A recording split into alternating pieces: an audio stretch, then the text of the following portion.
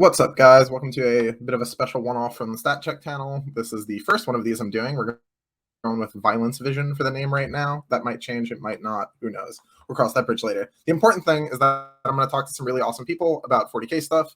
It'll mostly be high-level nerds doing stuff better than I can currently, or better than I am choosing to do currently. So, this week, we have the man who is near and dear to my own heart, a close personal friend and playing one of my favorite factions, Sam Procopio.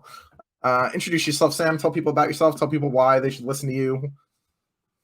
Yeah, no, first of all, I'd like to say thanks for having me on, obviously. Always a pleasure chatting with you. I mean, even better when we're in person together, sharing a couple cold ones. But yes.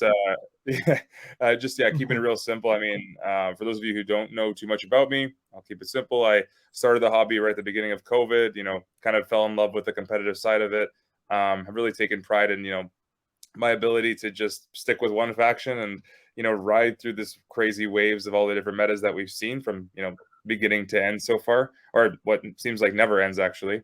Yeah. And, that's ever turning.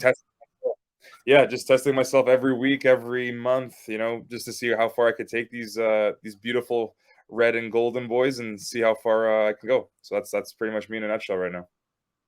Awesome. Then you have a YouTube channel. Plug your stuff, bro. How do people see more of you if they listen to this and they're like, this guy's really awesome, I want to hear more? Where do they go? Yeah, so for all things Blood Angels, obviously I try my best with the little time that I have. So you can see or look up Sam Gwinius 40K. That is my my YouTube channel. Awesome. And basically, I'm going to be working on some tactics videos. I threw a couple of vlogs in there. One where Mr. Anthony himself is featured in at the tournament that he I'm took in it home. twice. Yeah, you're in it twice. And then obviously most recently the WTC, which was, Anthony can obviously attest to this, a ton of fun. So that was great. Yeah. An amazing event. Truly, like literally world class. The event was actually amazing. So let's start there. Give me your like mental state going into the WTC. Are you happy with the list? Like what's the list you're bringing to the WTC? Are you like pumped? Are you nervous? I know you were like a little late in the addition to the cycle to the travel team for Canada. Like where's your head at going in? Going in, extremely stressed, extremely nervous. To keep it really, to be totally, just candid about it. I'm someone who doesn't like to get too high and not too low. So I mean, for me, it was, I was kind of thrown into the belly of the beast, and obviously Anthony. I mean, shout out to Anthony for having my back for the past what feels like forever. The whole way. Because, like right the whole way, just because I didn't know I was going to the WTC until about a month before it. So once I found out that I was going, I was like, I'm pretty much going to play a game a day from here on out, which I know sounds crazy, but I'm a huge, believer in preparation. So I was like, whatever it takes. And I luckily, I think the preparation, did definitely pay off. So, I mean, that was kind of my mindset going in. Cool. And before the teams event, you played the singles, which is its own ball of difficulty. That's a lot of time on your feet, bro. So talk me through, how'd the singles go? Yeah, so I mean, first off, I thought I was going to sleep on the plane. Did not happen. 31 hours awake was quite rough. Then Monday was not a great night's rest because you're just so overexhausted. Nothing's enough sleep. Well, the time zones are a disaster. Yeah, disaster for the adjustment. And next thing you know, you're running on adrenaline, playing 3 games at the War Master. So I mean, day one was super fun. I got to play against a French individual with Imperial Knights round 1, was able to win. Played another French individual with Tau. I won that game as well. And then funny enough, I played against a Team Canada teammate round 3 with his Harlequins. And I was able to I was able to take that game too. So it was a little bit of fun banter afterwards. So it was a good time though. That was good. How did you find in like the first couple of games that like the WTC terrain was fitting with the Angels? Because I remember we talked about it like on day one. Like I think your first or second game had the vents that I was telling you about, and you were like, "Bro, these are so crazy." And I was like, "I know, man. It's not fair, but it's what we got. So all right, cool." Yeah. So like I heard Anthony tell me this, and then I didn't realize how good it was until I was in them. And I was like, so you tell me I get all the benefits of like the 2 best rules, without any downside. I'm like, this is legit. Yeah, just stood here. Okay. Oh man. So I mean, but yeah, overall, just summarizing how the army felt on the terrain, though, I thought it was really good. I came with my toolbox list because I figured I'm not going to skew and change what I've have basically changed with what I've found so much success with leading up to this point. Right. So Canada basically said, "Hey man, you're our Blood Angels guy. Run with what you want and what you think is going to get us the most points." And I'm like, all right, that means I'm just gonna stick to my guns and tweak a couple things here and there. I brought like a multi-melted land speeder because I thought on that board it would help, and it absolutely did. Yeah, those things are great. Yeah, but like I said, though, just keeping it simple, and the terrain definitely did help. There's a bit of a couple crappy moments when your opponent picks the table, and they are running Hail of Doom, for example. Yeah, that one's rough. Yeah. So I mean, definitely was cool to play into the terrain though. Nice. Yeah. So you're undefeated bottom of day one, going into day two, feeling good. Feeling good. Tired still, I'm guessing. Yeah. Again, no night was ever enough to rest. It never adjusted. So it's like it is what it is. Round 4, I get paired into one of the players from the Dutch team. I think he's like one of the top players there, with his like Drukari rack horde. And that's Justin. Yeah, he's super good. Yeah, which I obviously did not know. I just assumed everyone was the best. Yep. That's safe at the WTC. Yeah, so I was just like, you know what? This guy's probably wicked. So sure enough, he was. But you know what really sucked? I was like, I could totally play into this rack horde. And then I realized that we were playing the one mission that is not at the actual team event, which was Tide of Conviction. And I was like, oh, hold 2, hold 3 against this rack horde, not casual. And his whole army's transhuman against you because you're not strength 8, even though you're strength 5 with +1 to wound, which is the same thing against them. Correct. So my Inquisitors were doing the same thing to those racks that my Sanguinary Guard were doing. So that was spicy. But yeah, no, like we had a super tight game, went literally right to the wire. I had a couple lucky dice rolls. I'll just be very honest about it. One Incursor ended up living on an objective and not running, basically making him not get the 12 on primary because he had bottom of turn. And I was able to actually hold on to a 10-10 against that army. So that was super tough. Undefeated still, going into round 5. Played a super nice guy, Brian, from Team Scotland. Super nice dude. Yeah, he's the best. Brian's awesome. Dude, super, super nice. And him and I had such a great game. It was such a close match, back and forth. Just literally he just kind of tripped up on the clock a bit at the end, and the judge basically came over at the end because I was like, I'm not going to make the executive decision to just be like, it's over. Yeah, it's over. Right. And then the judge was just like, you guys are going to play with exactly what's on this clock. And basically had no time left. And I was like, well, I'm just going to finish my last turn. And I was able to, yeah. But I think it would have been probably a 10-10 if the game was pretty much wrapped up there. But I ended up pushing for the win for the 11-9. So that was super great. And he was an awesome dude. Yeah, super awesome guy. And then that went right into round 6, still undefeated, hanging on by a thread. And then I ended up playing into Mr. Matt Morrisoli. That guy is the professional athlete of Team Australia, bro. He's a killer on the tabletop. Super, super nice guy. What a gentleman. But on the table, that guy is unreal. And I was like, well, I'm just going to play as cagey as possible. Yeah, I was like, cagey game it is then. And he also was weighed down by about 360 points of Void Raven Bombers, which did not go off on turn once. So you know what? Maybe if he wasn't playing with a 1,600 point Drukari army, maybe I would have lost. Yeah. But on this day, I was able to actually. It was a 10-10, but I was on the winning side. Right?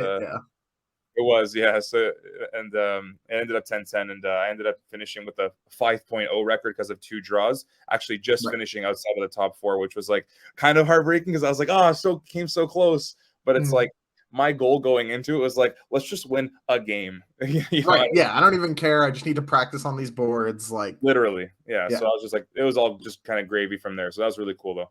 Yeah. And that was the Wednesday night when everyone went out and got trashed. Right. So that was probably for the best that you didn't have to play another round the next day. Yeah, well, you wouldn't have seen me Wednesday night if I made top 4 because I am disciplined. I'll be honest, but Yeah, you would have just been like straight to bed. yeah, to catch up with my 24 hours that I've recently missed out on. Yeah, Right. So we get into the teams. yeah.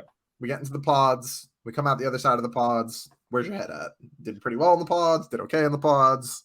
Yeah, so like collectively as a group, I think we did pretty well. I think we paired well. Okay. Just and obviously that I think it showed with our final result. We ended up finishing 9th overall, which is the best finish Canada's ever had. Yeah, awesome. Obviously, I mean, we obviously are going to strive for more in the future. We're not going to just be like the super nice guys and just like 9th. Yeah, Done. like 9th forever. But no, it was really cool. I got to play against a lot of really good players myself, individually in the rounds. I mean, I could just quickly give you the high level. It's like, like round 1 played against like a Harlequin player from Wales. Super tough game. I was able to pull it out though. Round 2 played against again a very good Tau player from Sweden. I was able to take that one. Round 3 played against Northern Ireland, one of my like favorite games of the weekend. Super nice dude. And I was able to play as Harlequins, which was again tough game, but I pulled it out. You guys had like the nice guys pod. Yeah, we had the nice pod. Like our opponents were great, but like your guys pod was like literally all like the super friendly, like yeah. We had a sorry off. Okay, we had to. Who can say more sorries? Yeah, exactly. The Canadians prevailed in the sorry off, not the pod, but that makes sense. That tracks. That seems right. Yeah, and then going into day 2, we got drawn into, I believe it was Finland, I believe. I was able to take my game against the captain with his Hail of Doom list, which those vents came in handy because now big they're deal on those boards. And now they don't ignore cover anymore. So I'm like, all right, this is sick. Yep. He's like, this is AP3. You're like, bet, bro, 3 up. Yeah, I'm like AP4, still before up. Awesome. Yeah. So yeah, that was a good game. It was a lot of fun. And then round 5, again, one of my best games. Like both the Irish, like the Northern Ireland, like two of our like favorite rounds of the event. Played against their captain, just like an unreal dude, and he was playing Ferryman Death Guard. So, I mean, that was like crazy challenging. And then I basically pulled off a play where I'm like, I'm charging your Blightspawn with Dante, and I'm gonna hope you kill me with those Plague Marines that I tagged into. So you fight on death and end that man's career. Fight on death, and let's just end this little tea party and take off the dress. So went in there, did what I had to do, and was able to pull that one out. And then that leads us into day 3, where I got drawn into the Tau player again. So I played Tau 3 times over the course of the week. And I was able to take. Good luck, buddy. Yeah. I took that one too. I feel like Blood Angel's our favorite against Tau. That board was a bit harder to play on just because there's a lot of open space in the middle of the board, so it's hard to post up and get the positioning that you want. Obviously, you of all people know that better than most. Like staging is like the name of the game with Blood Angels. And then kind of going into the last round for me again, just keeping it more individually. I played into another player. We played into Italy, and I was able to take that game. For reasons. So whatever overall, it happened. Moving on. yeah. So I mean, but overall though, I mean, I technically did go undefeated at the event. So I mean, that was way better than I would have ever have guessed or wanted. Right. Obviously, but like I can't stress this part enough. That was cool and all that I did that, but then it's like, at the end of the day, it's like I really thought to myself, what if we put me into a couple of worse pairings for the team? So I could take a couple of losses to keep like some tight losses. Would that have won us the round? But it's like, hindsight's always 20/20, right? Exactly. So it's like we literally lost to the Netherlands by, I believe it was like 1 point, Finland by 2 points. And that was like two of our 3 losses were like that. So it's like, you always think about those moments where it's like, could we have, thrown me under the bus? Which obviously I'm a team player. Anthony knows me as a person. All about it. Yeah. You tell me, do I got to take a 0? I'll take the 0 as long as we win the round. You know what I mean? Right. Yeah. Both of our draws we're 2 points away from a win, which is like, yeah, that's tough. It was rough. But it is what it is. We'll see how it goes next year. I was playing Nids, which was not what I wanted to be doing anyway, but it's fine. Stuff happens. But anyway, so after the event, how'd you feel about your army? Obviously, you won all your games, which is good. But were you like, maybe I could have changed this? Because I know me, like on the way to WTC, I wrote a list that I would have rather been playing than my team's list. And then like I got there and played one game with my team's list and was like, I was right. Should have just done this instead. It's too late now, though. Here we go. I remember you and I spoke about that, and you were like, yeah, this change, and that change, and I was like, those are great changes. Yeah, they would have been. Yeah, good call. No, I gotta be honest, like for those of you who have followed my journey from like day one to like present day, like my list is always like roughly the same, like 1,400 to 1,500 points. And I just kind of stick to my guns and kind of with what works, for me as a player. So, I mean, I was just super happy that my, I guess you can say my creation, my whatever, my list baby. Yeah, like that I've been working. The core of the list works. Yeah, it just worked for me. It worked on the board. It had a lot of flexibility. It played into so many different matchups, which obviously gave us some a bit more flexibility with our pairings, and that's actually more key. Because there were some games where I was an attacker, like for I think all 7 of the games. But there were moments where we could put Sam down right now as a defender, like later on into the pairing, which is really big to have. It's a big asset in teams for those of you who aren't too familiar with how it works. So it's just like the ability to have someone flex defend is huge. Yeah, exactly. Just that my concept working for the team was just super. I was super proud to see and just happy that it kind of worked out for us. Yeah, sweet, cool. All right, so because there's no rest for the wicked, you finished the WTC, which is a grind in and of itself. Took 3-4 days off, and then went to a major. 2.5. Yeah, something like that. Not enough. Yeah, I do not recommend. I do not recommend. Yeah. Because like the first night I landed on the Monday, went to bed at like 7, and I was like struggling to push myself to sleep at like it could have been 5, but I forced myself till 7. Then it's like Tuesday rolled around, pretty much the same thing.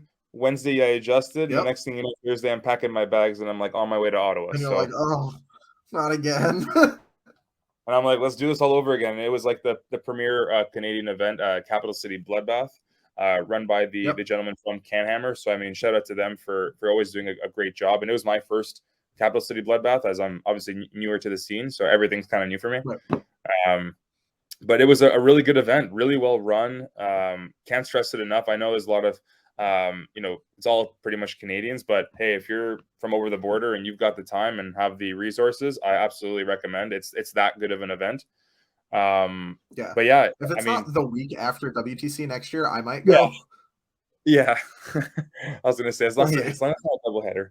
But the doubleheader aspect is strong. That was tough. Yeah, that was super tough. And like, and obviously we did Salt Lake or Salt City like 2.5 weeks before, or like 3 weeks before WTC. I mean, like, it's been a lot. It's been a lot of moving around, man. Yeah, man, for sure. So, did you just play 1-for-1 your WTC list at Capital City? So the entire list from the troops all the way down stayed the exact same, bar the 3 characters. The 3 characters. The priest stayed the same without the armor Indomitus, so just remove him or remove that relic. The librarian changed his psychic tree to Null Zone, Psychic Scourge, and Fury of the Ancients with Psychic Mastery for +1 to cast. And then Dante changed to the Chapter Master with Soul Warden, Rites of War, and Visage of Death.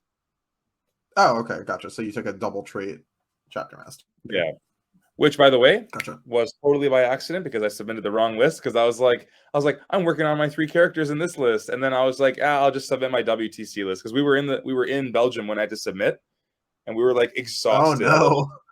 And at like 11, and I was like, I'm like CCBB. I'm gonna submit it without realizing that I like named it the wrong title. So then I was like, I found out like a week later that I had the wrong. Right when you're on the way, you're like, I was like, sick. I'm like, time to improvise. But it's like Yeah. I said, it's basically just psychic powers and a different chapter master, so it's not a whole lot different.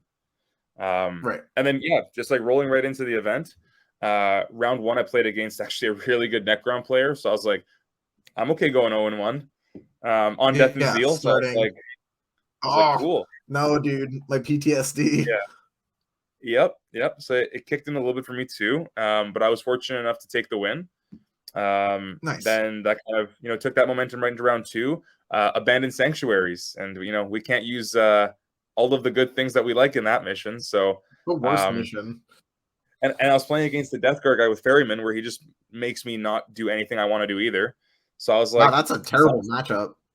oh, it was horrible, and I was like, as long as I get to go first, I could take the board still and just do what I Right. got to Right. do. And he Yeah. went first, and I was like, this is awesome. Yeah. uh, This is gonna be a clincher of a win if we win it all. yeah, so I was able to take that game too by playing a little bit of old school Ring Around the Rosie. Because Yeah. turns out They just run in circles. when you say that to Death Guard that you're 17.1 away, you tend to do good things. Yeah, they just Um, can't touch you. yeah, so like that was pretty much the name of that game. Kind of going right into round three. I played against round three.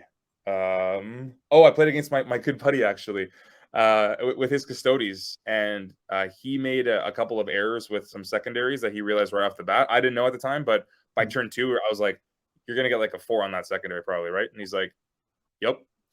Yeah. So like, yeah, so like scoring wise, the game kind of got away from him, and I was able to Right. take that one as well. And Yeah. then we had Because those are of always such a course, weird game. yeah. Because like they're like random troops can just randomly murder your dudes, and you're like, hey.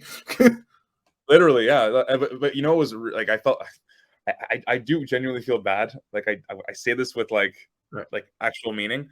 I shot 4 las fusils at his 3 custodian shield guard that were like out in the open, like ready to go and get engaged for him or something with like an advance, and I killed all 3 of them. And Anthony has already experienced what the last fusils can Yeah, do. it's sad. It's fucking sad, And it's just like, bro. if you fail your saves, it's such a bad feeling to lose a 3-wound model like that. No, it really sucks. My poor possessed. Oh god.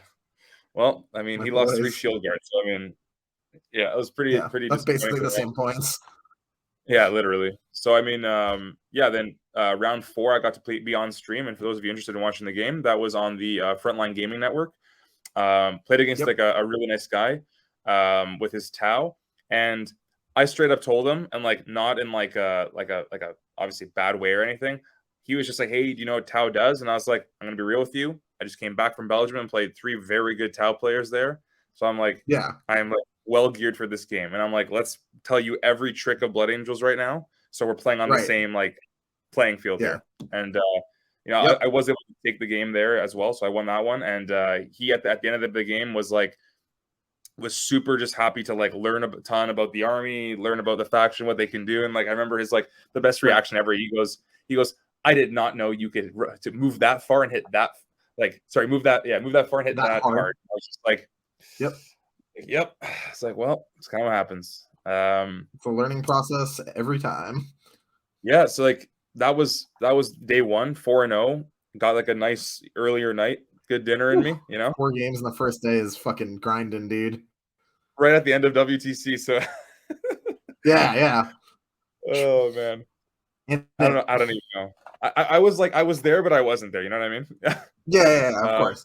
Well, I mean, like the WTC is like the world's craziest training ground, right? You come back and you're like laser focused. So even oh yeah. exhausted, like the 4th game is like, I know what needs to happen in this game. Oh yeah, yeah. Like I'll be honest with you. Like I even said this in my vlog, my most recent one for the WTC. Just like I couldn't Right. stress enough that if you have the opportunity, now I know it's not ideal if you live in North America to just kind of hop on a plane for a grand plus and go play in Yeah. like a 2-day event if you're not on like an actual team like for the teams. But if for some reason you're in Europe or you're find yourself near Belgium next year, I can't stress enough to sign up for like the War Master just to have a taste of what Yeah, it's even like. just play the singles. Yeah. Literally. Literally, it's just so cool. You see so many different ways to play 40K all in one room. It's like it's so different yet so the same. Like I know it sounds Yeah. silly, but it's just like Well, you'll it's know cool once to you're have like there. a yeah, it's cool to have like a shared experience from different viewpoints, right? And that's what the Oh game yeah, provides. yeah, and it was honestly amazing. So anyway, so that was a super tiring day. Going Yes, into I'm sure. yeah, going into day 2, I got paired into sisters on the scouring, and I was like, as long as I, get to go second on this mission, I got a game, It should and sure be enough, I'm going okay. first. I'm like, I'm going first. Awesome. Yeah. Well, I mean, the Death um, Company can be pretty good working to them going first, at least. yeah, they can't usually. Oh, that was that game. My bad. Sorry. They Oops. tend to. But no, Yeah. yeah, to keep things high level, I was able to pull out that win. Cool. Um, and then, moving on to round 6, I'll be honest, I was drained, but so was my opponent. Right. Um, That was and when I you even played told, Francois, right? yeah, Francois, just super, like, I can't stress enough, like, what a gentleman that guy is and just how Yeah. great of a game we had. But it was funny, too, in the beginning. He's like, oh, man, he's like, I'm so drained from, like, 5 games on round 6. And I was like, I'm drained from 13 a week ago and these 5. 5. Yeah, I'm drained from 18 games of jet lag, bro. Come on. Yeah. No, but no, all jokes aside, him and I were just like, I think just had like the most Canadian game possible. We were just like having a good old fashioned sorry old blast. Yeah. And yeah, it kind of boiled down to just kind of one moment, and I already kind of spoke to Anthony about this before, where essentially I was running out of time, and then I was just informed with like my last seconds on the clock that like he had given me more time to play with. So in theory, I was like, oh, I probably actually don't have any actual time left. Any actual time, right? So I'm like, okay, I'm just gonna do like the quick, simple thing I see on the table, which is if my chapter master kills the hive tyrant with 4 wounds left, I win the game. I Yep. went for the play. It did not work out. He killed my chapter master, and he won the game by 1 point. But then, reflecting on it, if I took a couple of minutes, which of course I did not have, Right. Yeah, time I- spent early thinking to keep you in the matchup can sometimes cost you late because you run out absolutely, of time. absolutely. And then in hindsight, it's like if I just don't charge the hive tyrant and stay on the objective outside of 3, I just Yep. win the game by 1 point. So I mean, a bit of a heartbreaker, I guess you can say. But Right. honestly, though, like he played it really well. The matchup doesn't favor Blood Angels at all. However, I've just for some reason have played well into Leviathan Nids for like It's 6 months. super doable once you're past the invuln turn. If Correct. they ever make a mistake, like with the invuln turn, like if they activate it too early, or Yes. even just like misjudge how much you can get in and then they don't activate it and you just go in, like everybody dies. Like transhuman doesn't mean shit when just there's no save. Like Oh, 100%. 100%. So like that was a really fun game, and you can also catch that one on stream. Yep. Same thing, Frontline Gaming Network, which also shout out to those guys. Those guys did an awesome job. Yes, you had their full like tech crew there basically, right? You had all their lads up. Oh Yeah, yeah, that's awesome. super, just like great guys, fun to hang around. Yes. Just overall awesome time. So I mean, hey, I can't complain. Was able to go 5-1, finish 3rd overall, and actually, I just realized like yesterday or like whatever that put me actually into top 10 in the world for the first time. Yeah, you're 10th now, right? And I was like, what? I was like, hold on. Yeah, bro. That's cool. Awesome. Oh yeah. Yeah, I remember the first time I breached it last year was like I had like gotten like top 3 at like the Dallas Open with Yukari, and then I played like ACO that year and hit the top 8. And it put me in the top 10, and I was like, "Whoa, what?" I know, yeah. See, like you're literally having all the same experiences, just like a year before me. Yeah, 1 year earlier. Yeah, it's awesome, man. I love your journey. So I'm like, if I can have half the journey that Anthony's had. I mean, you're on route, man. Like you're doing the things. It's so funny. Like I almost take it for granted. Like I forget that I'm in the top 10 right now because I'm not like I don't chase the top 10 of the ITC stuff. Like I don't chase the ITC overall. Right. I tend to chase best in faction, but because I've been like changing different factions. Originally, actually, that was for WTC. Right. Like they were like, "Oh, you're gonna play Harlequins." I was like, "Okay, I'll play the Harlequin book." And then like they were like, "No, you're not gonna. You're gonna play. We don't know what you're gonna play." So I was like, "All right, I'll just play Tyranids for a bit." Right. but now I'm on CSM. But it's funny because like I am not ranked for any faction. Like Right, I'm right. like 40th for like Harlequins with 2 of the 4 events that you can use to score it or Yeah, something. Like it's like a mess because I haven't played the same faction enough. you have 2 amazing scores of everything. Yeah, exactly. Like I have 2 sick Tyranid scores. I have 2 Yeah, like I was 10-0 with Harlequin, so like I have like 460 points or something with 2 events. But exactly. like It's it huge. doesn't matter because I'm not gonna play any more as them. So whatever. Yeah. Oh man, that's funny though. But that was cool Yeah, though. Yeah. And like you know me, obviously the only thing I care about personally is just like for Blood Angels, obviously. yeah. That's Be like the my BA one. King. That's kind of what I'm going for. So hopefully I can, we'll see where You're it rank goes. 1 for Blood Angels though, right? Yeah. I'm but like hey, it's still a long season. There's 5 months to go. Yeah. You know, There's I some big tournaments coming too. Like LGT and stuff is gonna skew it real hard oh, this year. 100%, 100%. Yeah. The all right, so let's talk about evolution. What would you Yeah. change? So I've already been thinking about a couple changes. Anthony and I have kind of already spoken about like a little bit of a derailing my current direction, like not in a bad way, in a positive way to help Yeah, me kind of score more points within my own system that I have, right. which is obviously the Fury of the Lost direction, which we'll dive into in a moment. And then obviously like with my own game plan currently, the my like what I call like the Sam Classic. Yep. I The basically battalion, baby. yeah, literally. Just basically dropping the assault marines because I kind of figured out over like the past, like 40 games that I played in 2 months, Right, that it's just like the one unit is cute and they do what they say on the tin, which is always nice to have, but right. it's like they just feel like a unit that you kind of want to have either like 2 or 3 of them or Yeah. 0. You know They what I mean? they were very underwhelming. Like when I've both used them, and even the times like we played, like the first game that we played, Yeah, when like if they didn't hit that charge, that did end up scoring you like a fair amount of points. But if they didn't hit that yeah. fucking charge out of deep strike, it was like, hey Oh, man, yeah. these guys are not doing anything, and now Legit. they're dead. Legit, yeah. So I Yeah, mean, they were the one unit that like already crossed my mind, and then it's just like, okay, if I wanted to kind of take them out of the list, then I also have that multi-melta speeder, which I mentioned. right, I could probably drag that guy out too. All of a sudden, now I have 160 points to play with, and it's like right. I could either skew my list to be a bit more not all in because I don't play an all in style, but bring Yeah, another combat unit in, which is not like me because right. I've always had my Death Company, my 3 units of Sanguinary Guard, and then all of the chaff in the Marine book Yeah, around it pretty much. yeah, So that's just high level, kind of the direction that I've kind of thought about, and then you can yeah. obviously touch upon the direction that you've been kind of kneading into my system. For sure. Yeah, I think Fury of the Lost is the future of Blood Angels, man. Yeah, When you have you played much with it? Have you played it all with it? I guess is question one. I've tested it like 3 times. Okay. Twice properly. Once and with one of Yep. those games, it was Lamarty's as the HQ. The second game was Mm, a Death Company chapter master. Or sorry, just Death Company captain with Teeth of Terra.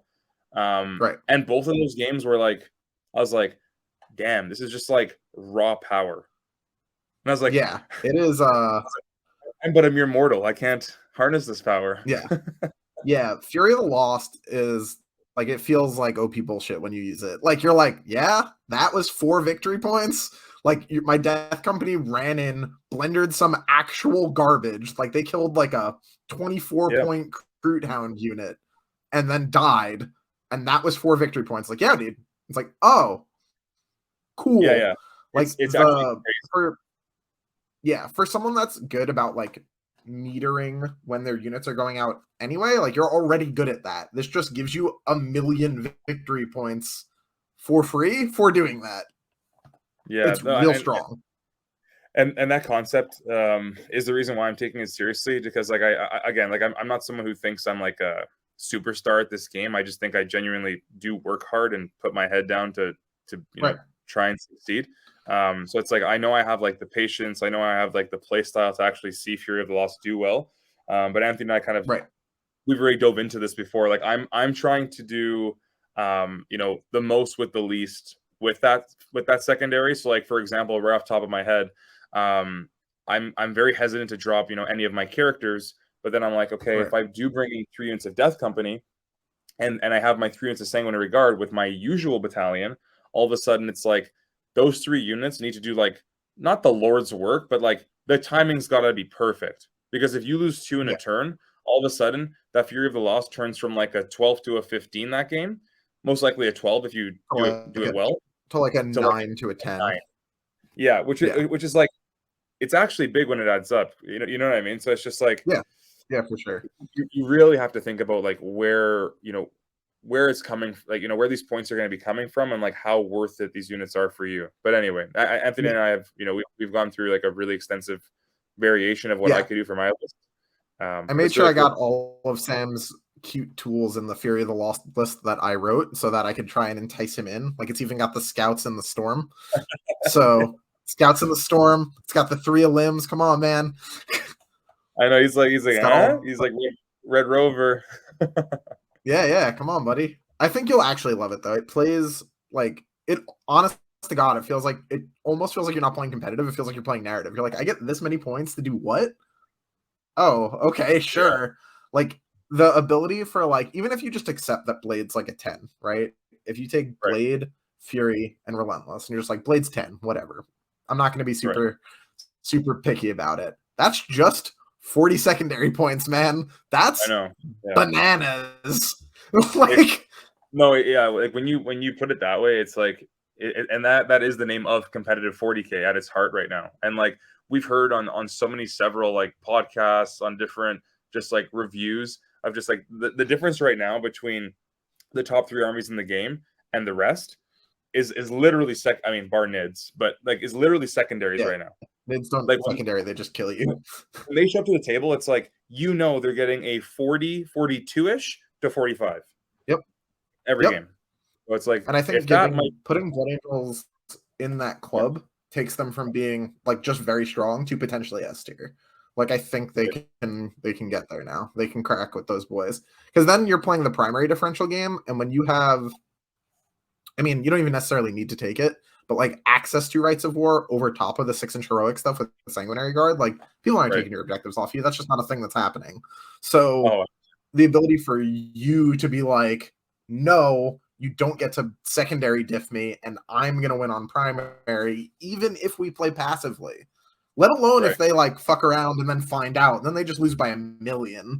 But like the ability to be like, I'm winning the like static state, so if it's on them to advance things into you, because you'll just throw one garbage unit into their deployment zone and be like, yep, that was 4 on Relentless, and the Death Company killed some of your chaff.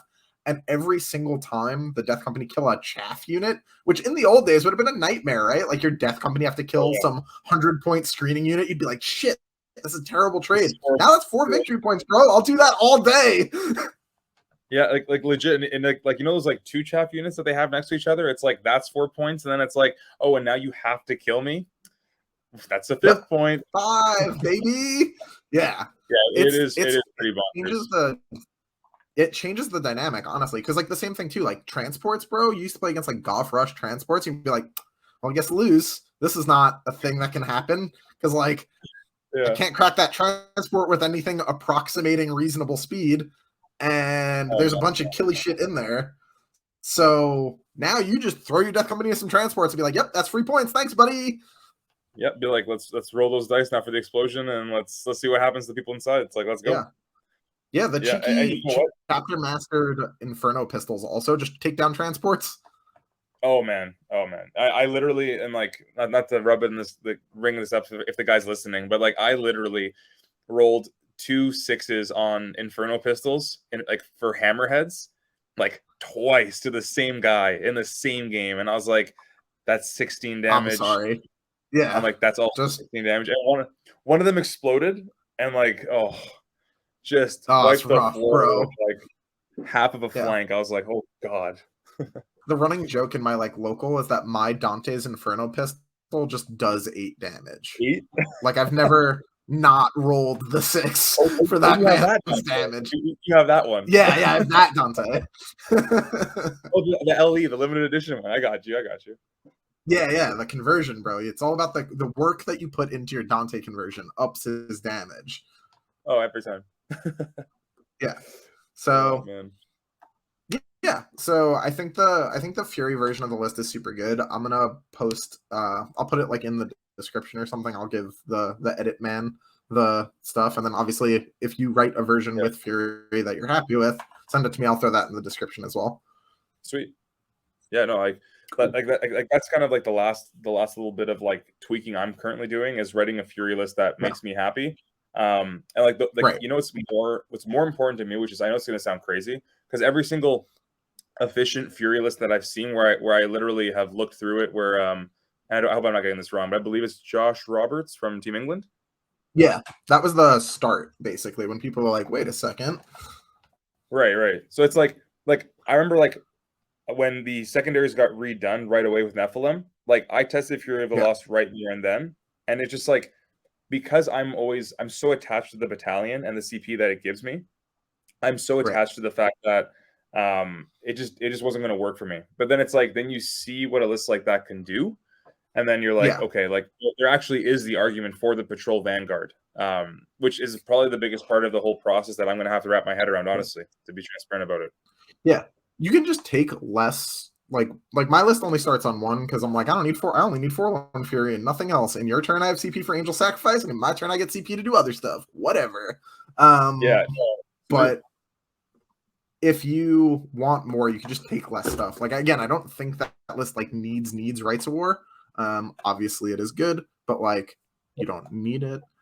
But there are like certain things that can be cut out of the list. The one thing that I would probably broadly advocate for keeping is Soul Warden. Soul Warden prevents a lot of those like random splash mortals from just annihilating shit, and that I've found super valuable. Yeah, and like honestly, like what I thought about right away is just the fact that like I could just make Lamarty's my warlord, because he just gets Soul Warden. Dante, bro. Right. So it's like that's the thing though. It's like then all of a sudden it's like, so you're not taking Dante as your warlord, and then for me personally, I run I run a custom chapter master with Rights of War and Visage of Death. So like in my instance, I guess I can see that happening, and then it's like 1 for Soul Warden on Lamarty's, 2 on the captain, and then Selfless Healer on the 3. So I still start with 2 with my battalion, which is like kind of nice actually. Yeah, but that's literally a legal list as Pat Van. That's what I mean. So it's like you literally cannot do that with a patrol. So it's like then you have to start the process over again, where it's like, okay, what do I need? What do I want? And you kind of have to go through the motions there, right? Yeah, 100%. Yeah, I found just like the weight of scoring and the pressure that the list puts on at like a conceptual level alleviated my need for a lot of CP, because it wasn't like you just wasn't really having to do anything. Like either your opponent reacts to you, and then you're like, okay, I'll just use the abilities of my army to kill you, or they don't, and you don't need to spend CP on shit because you're just hanging out, sending 1 missiled unit of Death Company in to score way too many points per turn. And like in the past, no joke, like I would try and forlorn Fury into like a really great area of the board, kill a unit, and like hold the flank with like the Death Company alone, like inconspicuously, like behind a ruin. But it's like with this list, it's just like I don't care. Gloves are off. I'm going in. Yeah. And it's like I'm not saving 1 CP for refusal to die. I hope they die to get me more points. Yeah, please like, go ahead. Yeah. Cool. One thing I noticed with this list too that was like really nice is that you can then use the Death Company for move blocks. So like you go in, you kill something, and you just string across a line, and you're like, yep. And then I'm like, all right, well, I literally have to kill you now. Like I can't move if I don't. So yeah, it's super disruptive. Yeah, the ability to set up like the next step, because like you can also like Hammer of Wrath counts as kills for them. So like you could charge in and just thunder blast a small unit and be like bye, and then kill something else. Like it's really good. No, I agree. The other thing too, I've always been thinking about too with the Death Company units is whether or not you need the Inferno pistols. I know you're an advocate of them, especially when Lamarty's has Catechism of Fire. I mean, okay, it's like, of course. But it's like it just gives you such a clean answer to the little knights and Imperial Knights specifically. Because like against Chaos, it's kind of whatever. Like they're not all -1 damage, so it's fine. But when you play against those builds that have like 1 million bondsman abilities out with just Sanguinary Guard, you're a bit like it's rough. And just played that, so can confirm. Not simple. Not at all. Yeah. You end up in very like complicated board states because you can't really be sure you're gonna kill them. So you're like, like I went first against that Imperial Knights guy, and like I did win the game quite handily, but like there was moments in the game where I'm like, okay, I'm like that Sanguinary Guard squad is like over there for 2 more turns, killing that Armiger slowly. These ones are going to go this way, and I'm just like, yeah. Okay, I'm like, that's kind of awkward over there. One thing we did work out when we were doing our testing for WTC is that if you go first against Imperial Knights with Death Company, even if you just take the 4-hammer unit, if you charge, you can charge split attacks and kill 2 Armigers because they don't have the buff up yet. Oh, for sure, yeah. Even if they transhuman one of them, I'm pretty sure you could probably still cut through one of them. Or both of them, I mean? Yeah, like one of them will entirely die, and then the other one will like mostly die, and it's up to your wound rolls. And obviously you have a chainsword dude who's gonna like split as well. Of course. Yeah. Yeah. So, like it's interesting that you say that too, with like the whole like Forward Fury to try and get more damage into different units. That's actually why I've liked having the Librarian on hand for the Unleash Rage potential. Right. Just because it's like my 15 Thunderhammer attacks always end up being like 14 to 15 hits, like with chapter master rerolls, which is like pretty big at times. The Ancient curves that out usually too, though, because you get down to hitting on 3s. Yeah, that's true. The Ancient's also goddamn hilarious when someone tries to kill you and then you're like shooting Inferno pistols at them and shit. Look, stop doing that. Yeah, please. What the hell? Leave me alone. Enough. We're gonna let you live. Like, perfect. Yeah. Well, because like when they charge you, obviously you still have the pistol in melee and it says shoot or fight, and it's like, all right, bang. Because you only get one swing. So it's like, that's a dead Terminator. It's like, oh my god. Yeah. Cut that out. But yeah, so definitely get out there, give it a shot. I think the big thing, I guess, right, is like, what secondaries are you usually taking? Because I'm sure Fury replaces something like R&D real nicely. Oh man, so like me personally, with my current list that I'm going to incorporate Fury into, like in my battalion version that I'm going to try first. Retrieve will stay personally, just because I have the tools to do it. So it's like retrieve, or banners, of course, and then relentless is like an auto include. But it's just like Fury just actually slots perfectly into like into that weird like middle area. Death from above. Exactly. And like, I'm not gonna lie to you, man. I took Death from above. I think like I know like 10 out of the 13 games at WTC over the course of the week, and it was stressful every time. Like I still got some great points out of it, and I was just like, I was like shocked by myself as a general.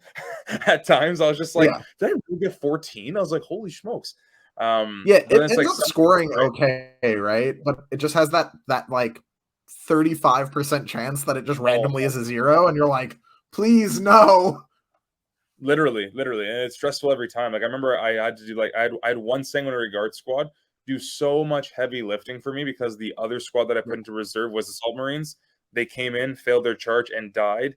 And then because of the board state, I'm not able to cycle up another unit now because I'm like, I need all 3 Sanguinary Guard on the board right now. So it's like I still got I think it was like a 10 because I killed a character or something. But I was like, that's because I played the cagiest I've ever played with a Sanguinary Guard squad in my life. Yeah, this single unit has to live. Literally. And like that unit on the last turn had like 2 guys left, and I was like, screw it. They're gonna go charge into those last like 6 fire warriors. Yeah. Just like die. I don't care next turn. But they got me the last 3 points. And I was like, yeah, good enough.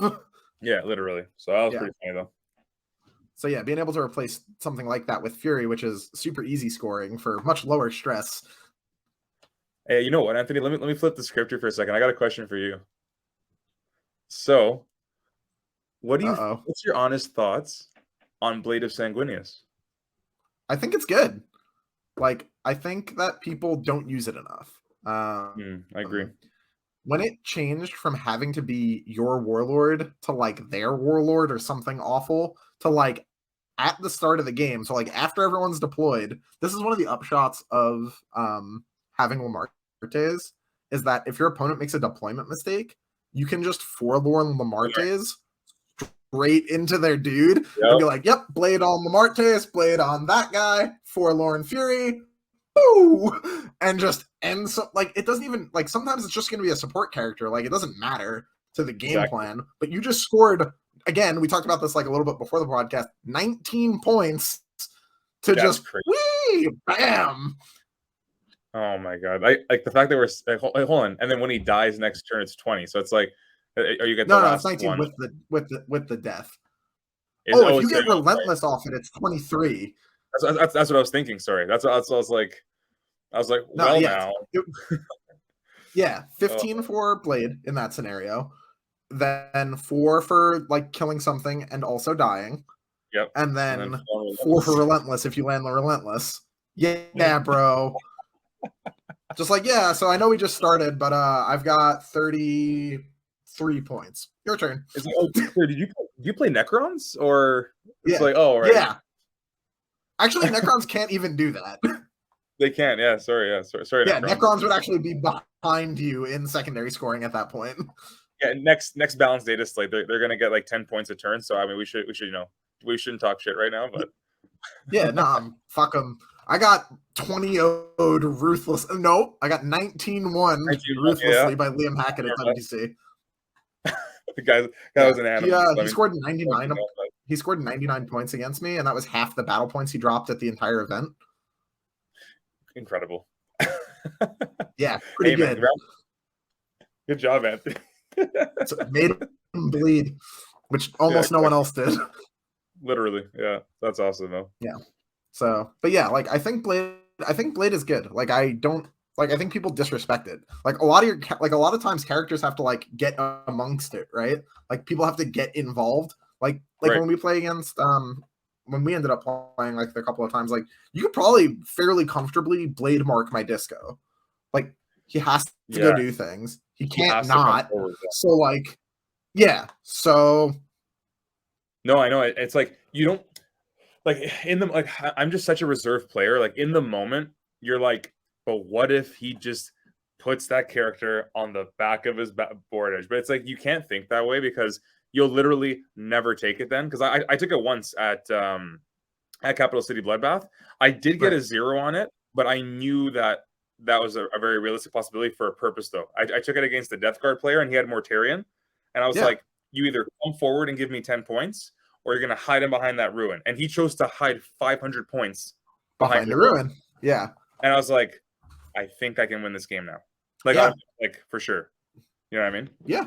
Dude, I won a bunch of games as Drukhari because I would just snap pick assassinate, even though this was at the time when you could have to the last on characters. Right. And people would take to the last and like run around with their characters. And I'd get maybe 1, right? Get 3 points. They would get 15 onto the last because I wouldn't kill one of the to the last. Right. And then they would score 5 primary points and I would score 45 because their characters were over there for 15 to 5 turns of the game. And I'm like, okay, man. Keep them. Yeah. Like it's funny because people have a tendency to not want to take secondaries that give their opponent control, right? And that's probably part of your reasoning, right? Is that like I don't want them to be able to control the positioning. But what you're actually doing is you're controlling not the scoring so much, but the positioning of that character. And that is like 9 out of 10 times way more important. Who cares about that secondary? What were you going to pick in that category instead? Assassinate? Who cares? Take blade. Just as well. Yeah. Yeah. At that point, fuck it. Like 100%. Yeah. So having access to that's a big deal. The other thing that's nice with Fury of the Lost is that the matchups where it wouldn't be great, usually no prisoners is awesome.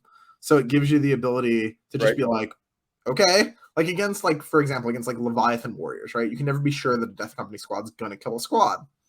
But which would normally be a problem, but that list gives up like 19 points on no prisoners. Oh yeah. Who cares? Yeah, so it's like you still have all the killing power in the world to just go in and do what you need to do anyway. Yeah, at that point, like even then, even if you trade down, it doesn't matter because you're just scything wounds for points. For sure.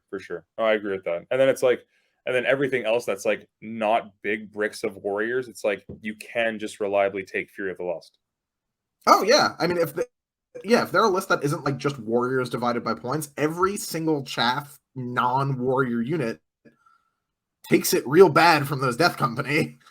Big time. Like big time. Yeah.